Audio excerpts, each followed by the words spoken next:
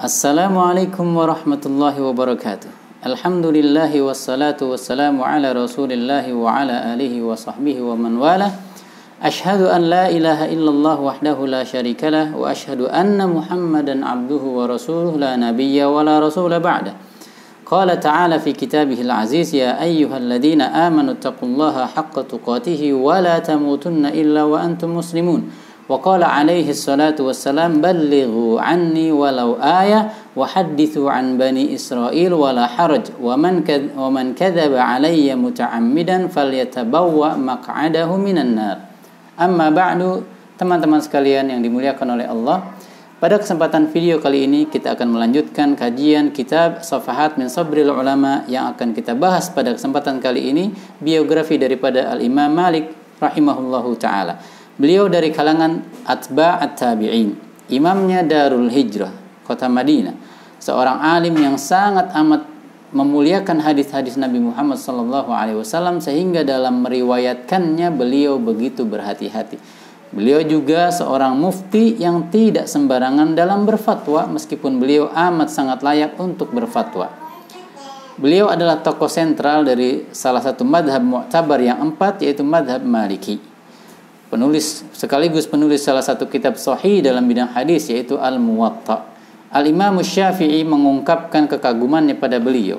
Idza dzukiral ulama famalikun najmu. Jika disebutkan nama para ulama, maka Al-Imam Malik merupakan bintangnya. Keluasan ilmu daripada Imam Malik mengundang para penuntut ilmu dari berbagai pelosok negeri timur dan barat, sampai-sampai muridnya yang bernama Abu Mus'ab berkata, mereka para penuntut ilmu akan berdesak-desakan di pintu masuk dari rumah sang imam hingga hampir saling bunuh dalam artian karena saking berdesakannya. Dan bila beliau sudah memulai majelisnya, maka takkan ada yang berkata ini dan itu, tidak ada yang menoleh ke sana dan ke sini. Mereka hanya berani mengangguk-anggukkan kepalanya karena begitu berwibawanya beliau. Kunyah beliau adalah Abu Abdillah, namanya adalah Malik, ayahnya adalah Anas, sedangkan ibundanya bernama Aliyah binti Syuraik al-Azidiyah. Lahir pada tahun 93 Hijriah, di tahun yang sama, di tahun wafatnya sahabat yang mulia Anas ibn Malik radhiyallahu taala anhu. Beliau lahir dan bertumbuh kembang dalam lingkungan keluarga yang berkecukupan dan penuh perhatian. Beliau berpostur tinggi, kulitnya putih kemerahan, putih pula rambut dan jenggotnya. Beliau menimba ilmunya sejak usia yang amat sangat belia, sehingga saat berusia 21 tahun sudah layak baginya karena mapan ilmunya untuk berfatwa. Dan rahasia daripada kewibawaan beliau yang tadi kita sebutkan adalah karena beliau pasti memiliki sarirah salihah, kebiasaan baik yang beliau sembunyikan hanya dirinya dan Allah saja yang mengetahuinya, sebagaimana yang diungkapkan oleh Abdullah ibnu Mubarak. Kemudian Abdullah, anak daripada Imam Ahmad, pernah bertanya, siapakah ayah sahabat daripada Imam Zuhri yang paling kredibel? Al-Imam Ahmad menjawab, yang paling kredibel adalah Imam Malik. Beliau kredibel di semua bidang dan kemilau bakatnya sudah terlihat meski banyak ulama berbakat yang berkilau di zaman beliau.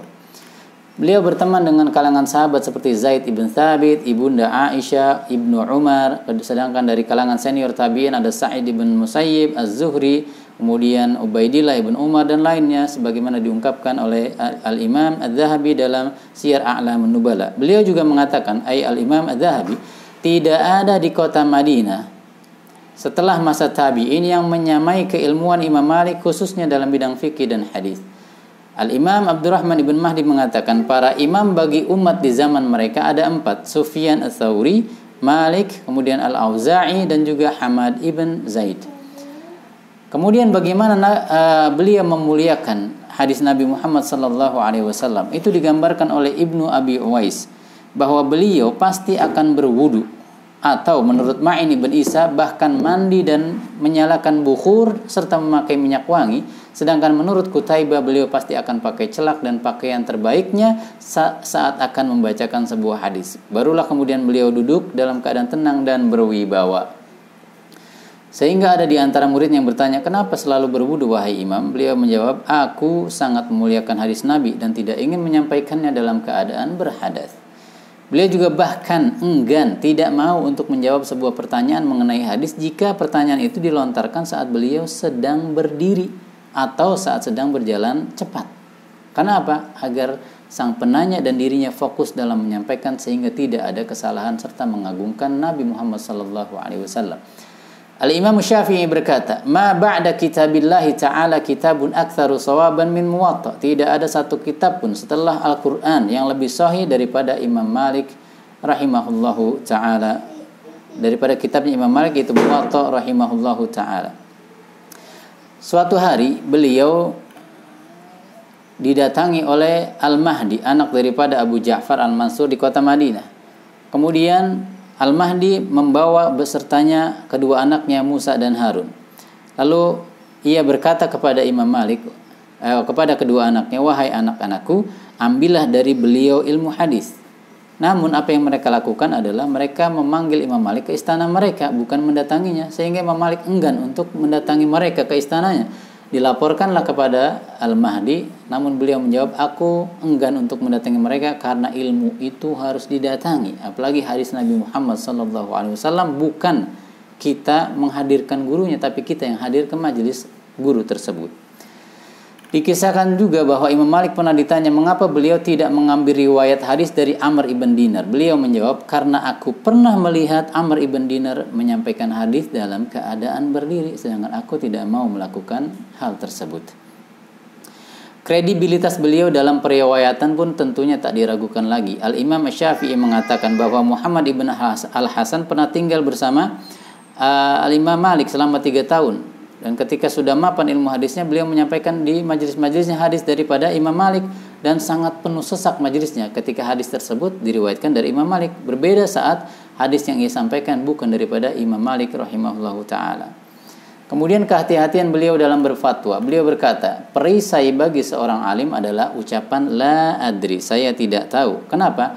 Kalau dia melalaikan kalimat tidak tahu, maka akan terkenalah titik-titik kematiannya atau urat-urat kematiannya. Kemudian Al-Haytham Ibn Jamil mengatakan, aku mendengar beliau ditanya dengan 48 pertanyaan, 32 diantaranya dijawab dengan la adri, saya tidak tahu. Berarti hanya 16 yang beliau jawab karena kehati-hatian beliau, bukan karena beliau bodoh. Khalid Ibn Khaddash juga mengatakan, aku mengajukan 40 pertanyaan namun beliau hanya menjawab 5 saja karena kehati-hatian beliau. Luar biasa teman-teman sekalian, imam besar, imam hadis, imam fikih, namun tak segan-segan berkata saya tidak tahu, karena beliau lebih takut dan malu kepada Allah ketimbang penilaian manusia.